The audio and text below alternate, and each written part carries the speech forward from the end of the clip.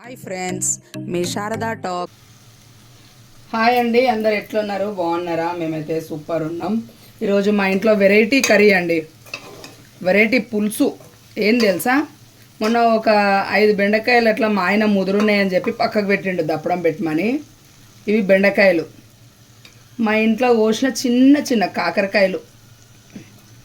ఇదిగోండి, ఇవి ఒక 5-6 ఉన్నాయి. ఇవి ఇంటికి ఎట్లయినా పులుసే పోయాలి. సరే, ఎట్లా చేయాలి అని ఆలోచించి ఇవి రెండు కలిపి కాకరకాయ బెండకాయ దప్పడం చేస్తున్నా. ఏం లేదు, ఇట్లా నూనె పోసుకోవాలి.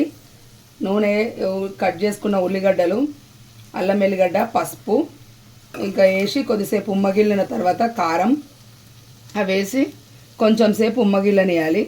ఇదిగోండి, మెత్తగా అయింది. తర్వాత ఇంట్లో పులుసు పోసుకోవాలి.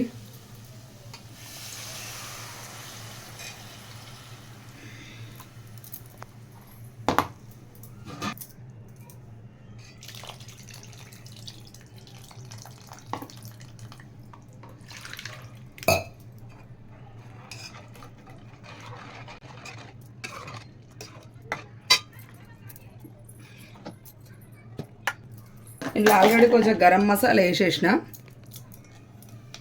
ఇది కొద్దిగా ధనియాలు నువ్వులు కలిపి పట్టుకున్నా.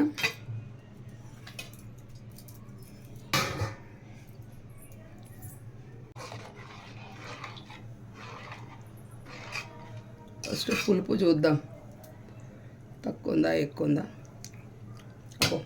ఇది కొద్దిగా బియ్యం పిండి.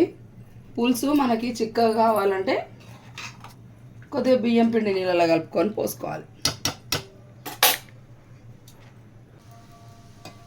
పులుసు మసులుతుంది, ఎందుకంటే ఇవి ఆల్రెడీ ఉడికిపోయినాయి కాబట్టి ఇది ఇట్లే పోసేసుకోవాలి. ఇప్పుడే ఈ పిండి కూడా ఉడకాలి కదా.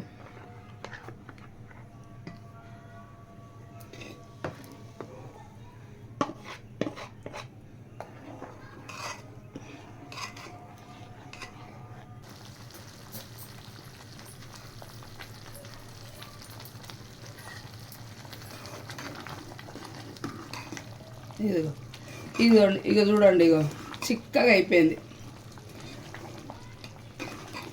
మీకు ఎక్కువ చిక్కగా అనిపిస్తే కొన్ని వాటర్ పోసుకోండి, లేదు చాలు అని అంటే చాలు. ఓకేనండి, మా వీడియోస్ కనుక మీకు నచ్చినట్టయితే మా ఛానల్ని సబ్స్క్రైబ్ చేయండి, లైక్ చేయండి, షేర్ చేయండి. కొత్త వాళ్ళు అయితే సబ్స్క్రైబ్ చేసుకోండి. మీ శారదా టాక్స్. ఇదిగోండి, కాకరకాయ బెండకాయ దప్పడం రెడీ. ఇవి లేత కాకరకాయలు కదా, తొందరగానే ఉడికిపోతాయి.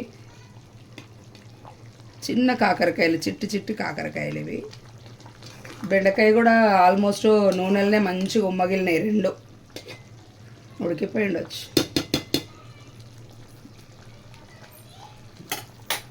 ఓకేనండి, బాయ్.